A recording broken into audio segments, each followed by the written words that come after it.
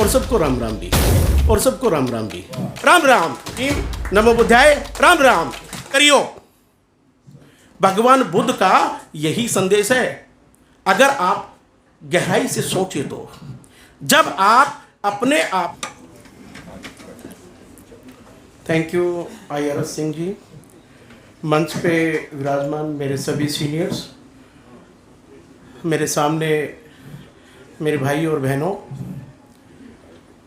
आप सबको आज इवन दो कि बुद्ध जयंती नहीं है, लेट है, बुद्ध जयंती की, भगवान बुद्ध की जय हो और उसका संदेश पूरे देश में और विदेश में और संसार में जाए, ये कामना।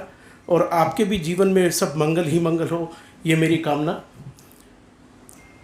आदमी शुरू करते हैं जय भीम से, नमो बुद्धाय से। मेरा भी जय भीम, नमो बुद्धाय, और सबको राम राम भी। क्योंकि ये कहने का एक लॉजिक है।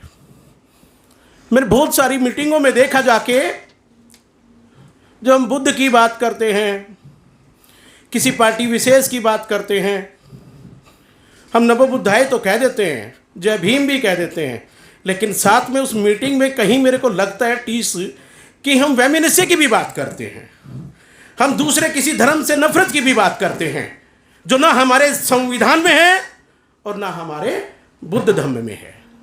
हम जब भी बात करें, जब बुद्ध की बात करें तो शांति की बात करें और प्रेम की बात करें, भाईचारे की बात करें, अच्छा बनने की बात करें। यही हमारे संविधान की भी शिक्षाएं हैं और लॉ भी है। हम कुछ और बनने से पहले अच्छे नागरिक बने, हिंदुस्तान के लिए, अपनी दिल्ली के लिए और अपने वकील भाई बहनों के लिए अच्छे काम करें और प्रेरणा दें। ये सोच हमारी होनी चाहिए।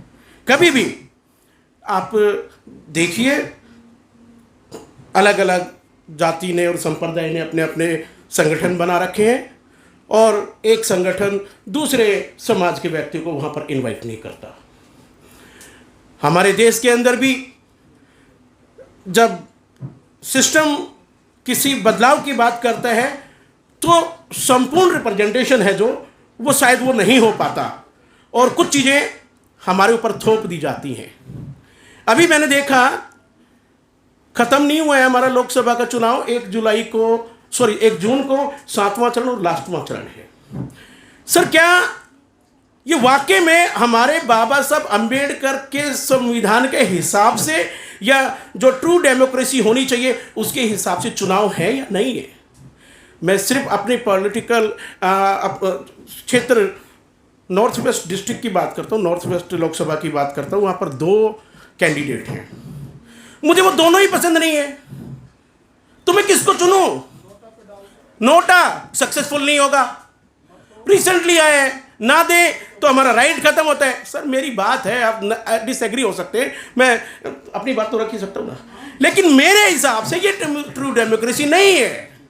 हमारी पॉलिटिकल पार्टीज की भी ये ड्यूटी बनती है कि जिस क्षेत्र में आप कैंडिडेट चुनते हैं वो कम से कम उस क्षेत्र का तो हो, उस क्षेत्र के बारे में जानने वाला तो हो, उस क्षेत्र की समस्याओं को जानने वाला तो हो।